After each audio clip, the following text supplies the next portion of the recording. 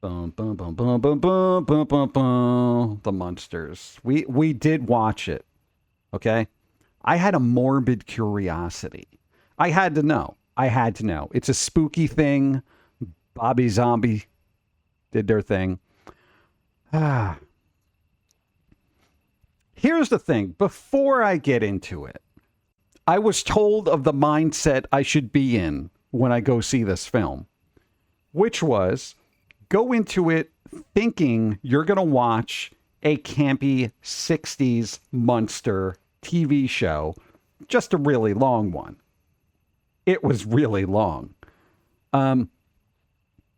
So I did that, right?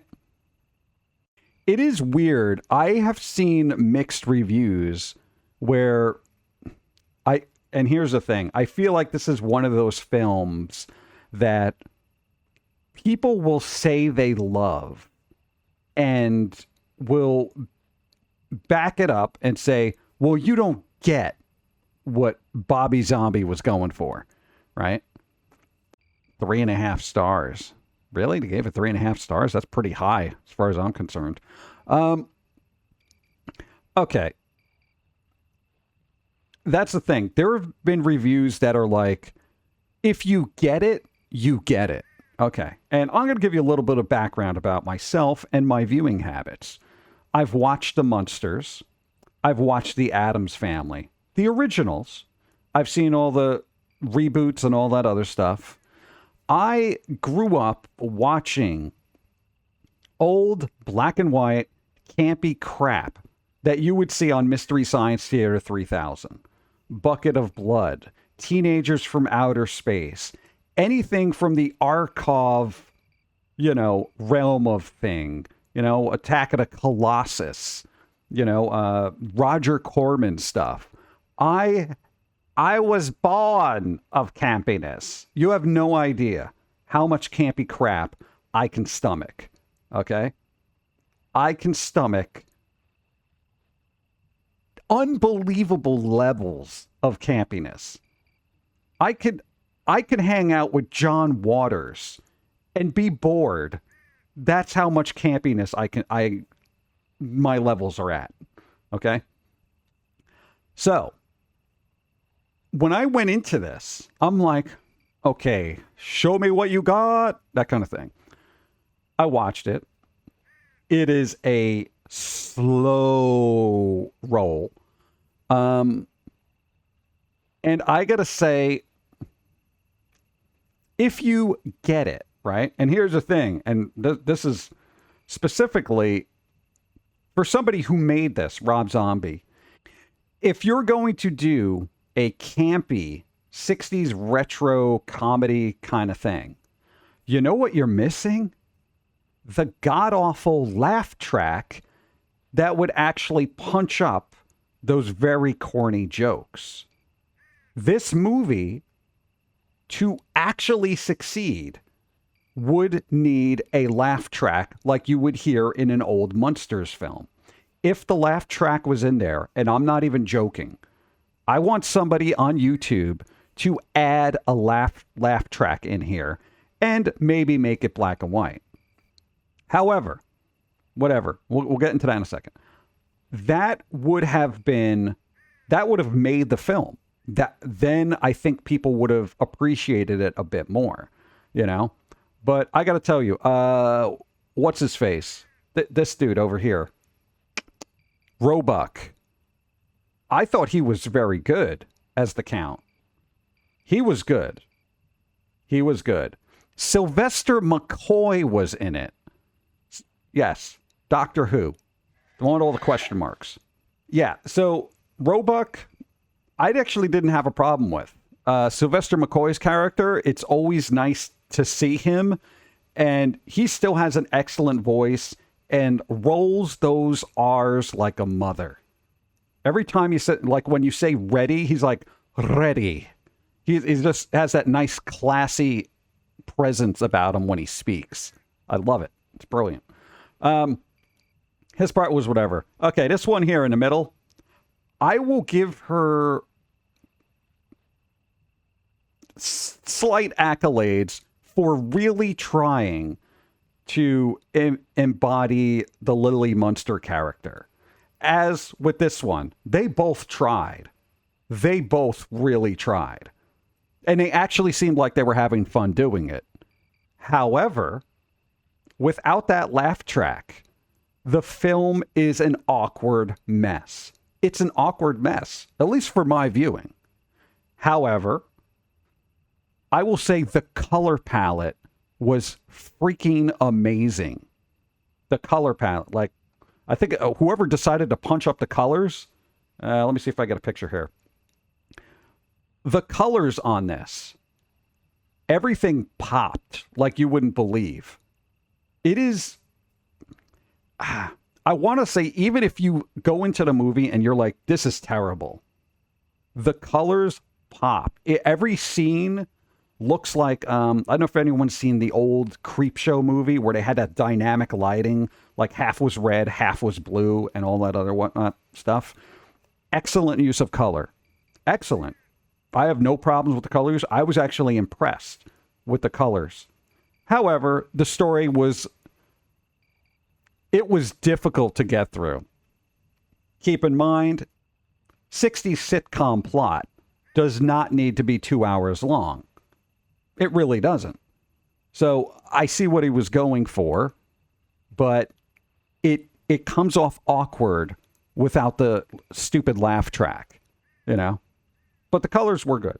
The acting, I feel like everybody tried, but it's just an awkward mess. But then again, most 60s sitcoms were. Look, again, awesome use of color. Dude, the balancing, the colors in here. I don't know if there's another picture here. These are excellent colors. Excellent color palette, you know?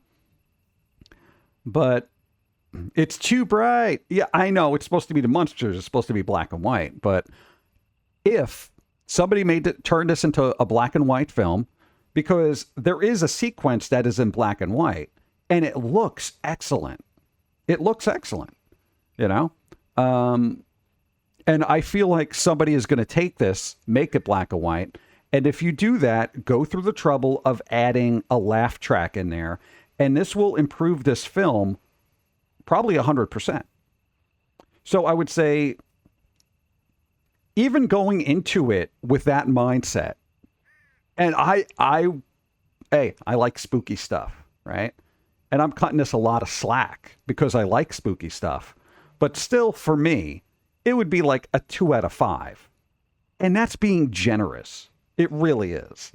And I would say if it wasn't for the actors really pushing the campiness, like they know they have to be campy. And they're just like, oh, we're being campy, you know?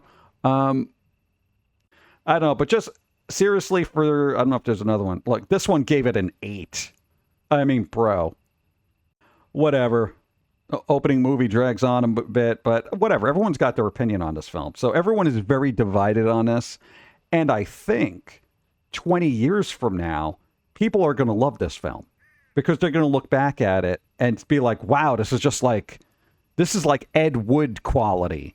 That was relatively large budget for the time. So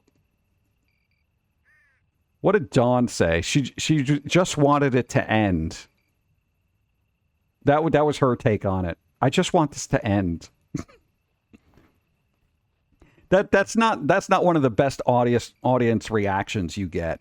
I just want this to end.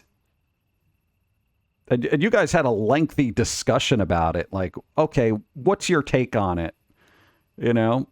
And I think, well, no, Dawn will tell her your perspective tomorrow. But I don't know. I feel like, God, laugh track. That thing needs a laugh track, you know? And if they put it in black and white as an option, great.